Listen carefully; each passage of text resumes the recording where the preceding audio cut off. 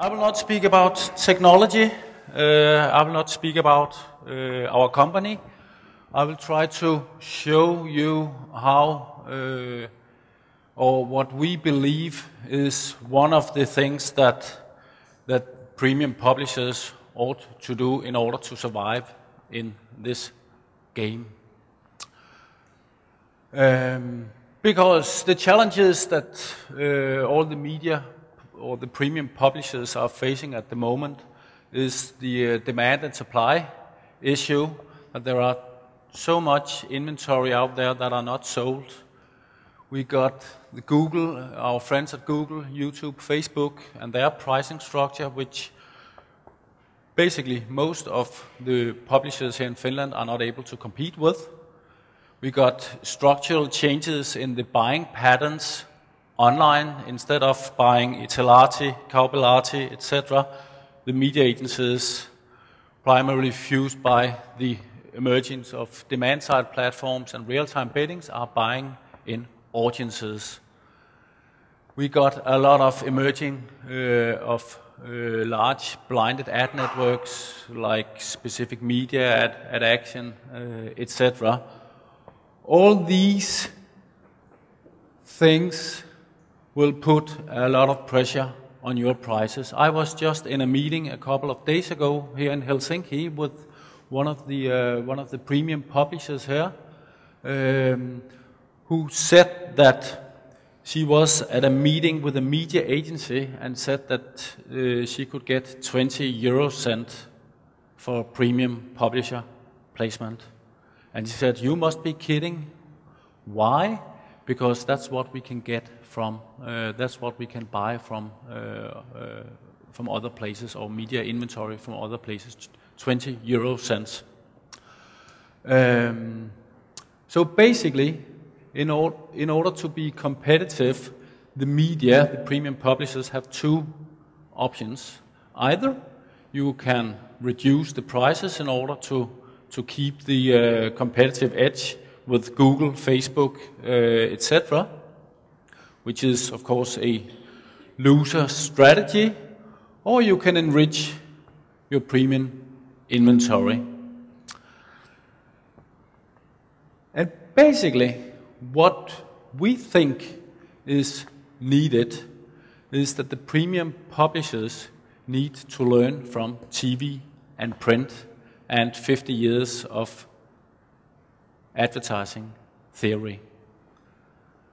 Because what are we looking at when we are talking about print and television advertising? We are talking about real target groups. We are talking about a high reach. We are talking about predefined frequency. We are talking about measurable brand impact. We are talking about high quality environment. So, why are we in this situation? If we look at the left side of the slides here, in traditional media, basically got two communications communication strategies. You got the brand advertising on the top, and you got the direct response with two different sets of KPI. What has happened on the right side is that the media agencies has been very, very effective, and the media has played along in taking the KPIs from the direct response. You all are familiar, of course, with the clicks and the click-through and all these things, and apply that to the brand advertisers' communications online. The outcome is pretty obvious for many of you who sits on the publisher side, but also on the agency side, that a lot of the big brand advertisers got a list. It's American figures, but a list of some of the world's largest advertisers here. Look at how much money they are allocating to the internet. And I'm sorry, these companies are much, much more interesting than having a small or little campaign from an e-commerce site.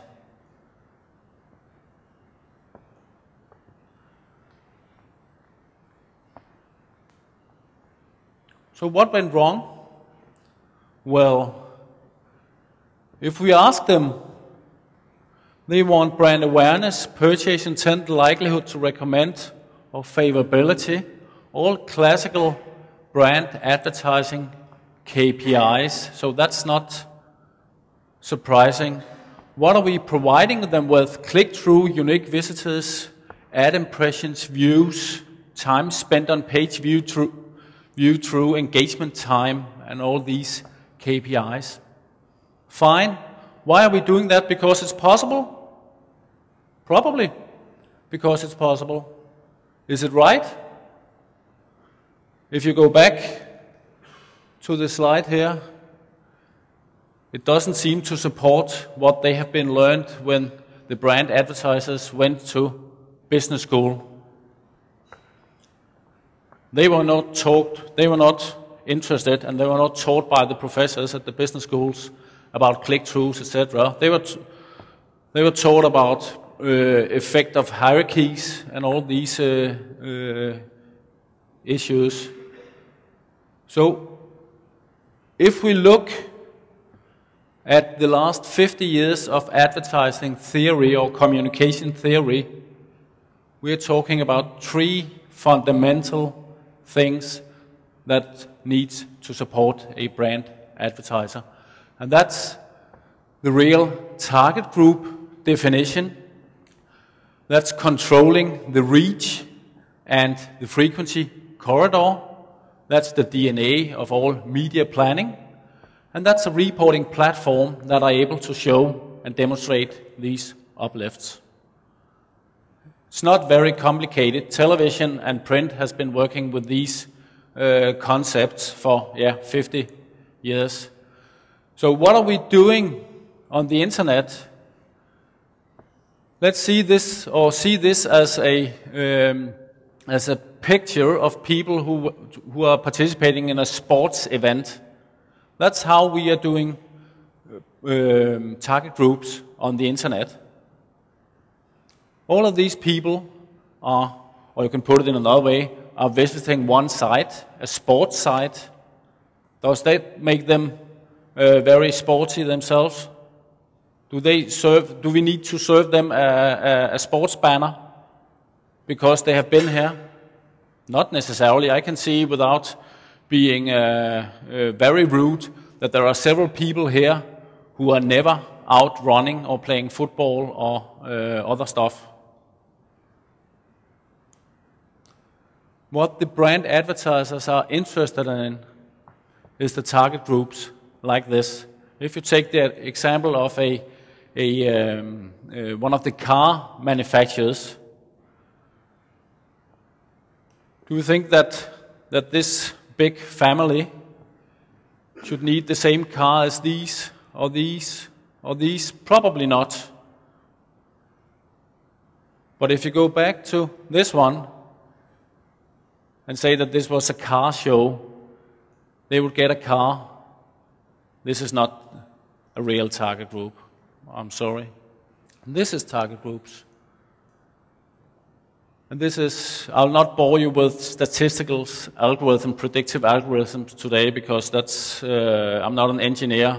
Basically, I don't give, I'm not interested in that part at all. What I'm interested in is to make a system or a platform where the publishers are able to make money out of this. So basically, with the algorithms, we are going from this one here to this one, and we know that from here in Finland it's Atlas for the print media and the Fin panel for the TV, or who runs the TV media panel here in Finland. And probably in Denmark, 80% of all television advertising are run by 2 variables: age groups, and sex. 80% of all advertising on television are carried with age and sex, primarily because of the sample size of the television audience measurement panel.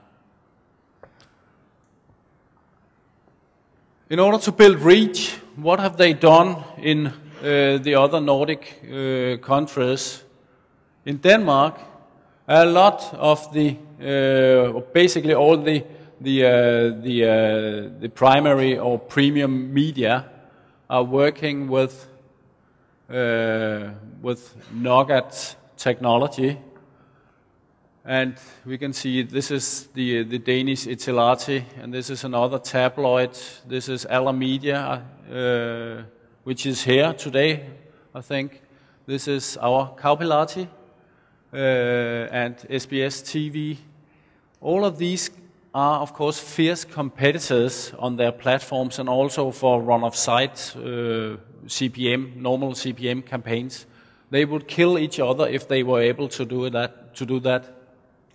But online, they have realized that they need to build reach in order to be able to compete with Google and Facebook.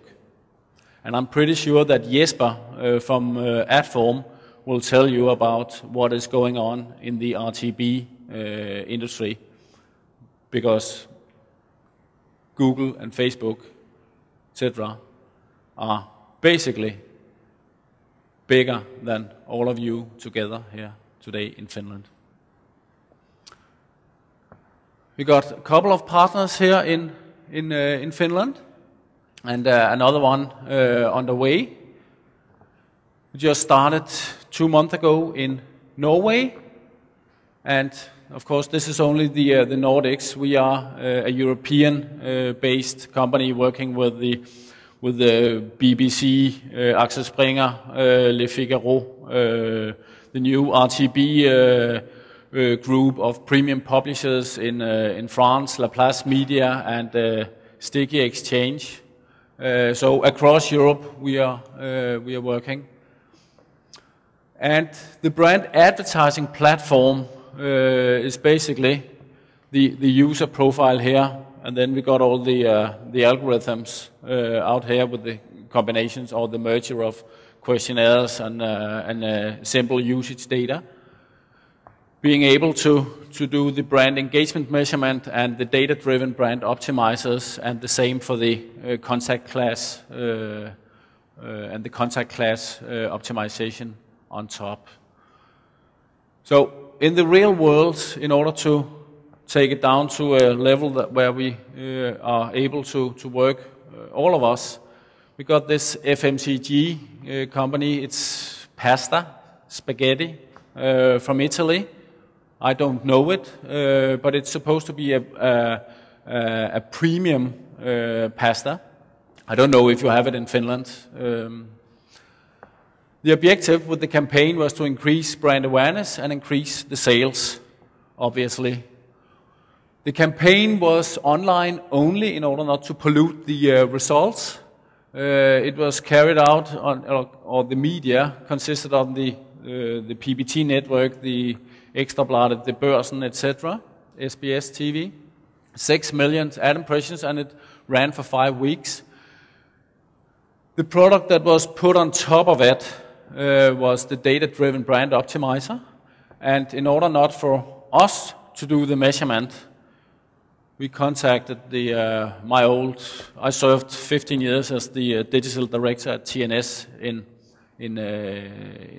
Denmark, and been working with all the way down back to with Ismo Tenkanen here in Finland. And this was what we were talking about. We started with the pre-test, got around 12% measured by TNS Gallup, and measured when the campaign was ended, the brand awareness uplift of 184%. Quite a significant uplift, and that's of course interesting and important. But what's more important is the one that you see on the right side, that the sales increased 200% after the campaign. And please remember that it was an online campaign only. I have this case from Clicky.com here in Finland. I have been They said that they would love to participate with the case here in this seminar. So this is actually live data from August 2012 for an advertiser, actually Starkki, the building warehouse, and they applied the data-driven brand optimizer, focusing on brand awareness. They had a target group, run-off network, and data-driven brand optimizer. The campaign was 22 million page impressions. Because it was the first one they ran, only 10% was optimized.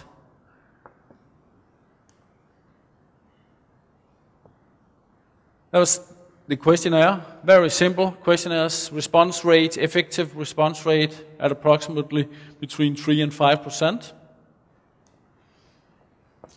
This is the outcome of 20 million page impressions, where we have the pre-test here and the test group made with run-off site. 20 million page impressions. No impact, no measurable impact at all. What the media agencies in Denmark and Norway are really interested in is not the overall figures. What they are interested in is the DNA or the hardcore data that they get out of the frequency. And so the data are broken after the campaign was data optimized. And please remember that it's only 10% of the entire campaign that was data optimized. 2 million page impressions. And here you got the different frequency corridors. You got the sample sizes here. And you can see that, and that's what the media agencies are interested in. Where should we cap the campaign? It supports that we should cap it after frequency 7. If we go, because we have this massive uplift here, and in order, you all know the response curve, and when the tangent are getting more horizontal, the incremental value becomes too expensive. Here we got the brand sympathy. The brand sympathy KPI got an uplift of 33% on the frequency corridor 3 to 4, and the purchase intent with the optimized or with the optimum corridor at frequency 5 to 7. So the output was that the campaign was optimized on brand awareness.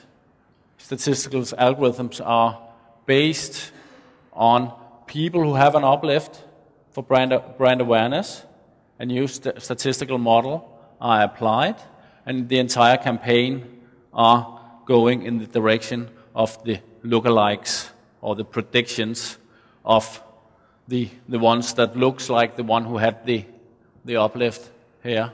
Frequencies from 8 and higher are wasted. No branding effect measured on run-off-site CPM campaigns.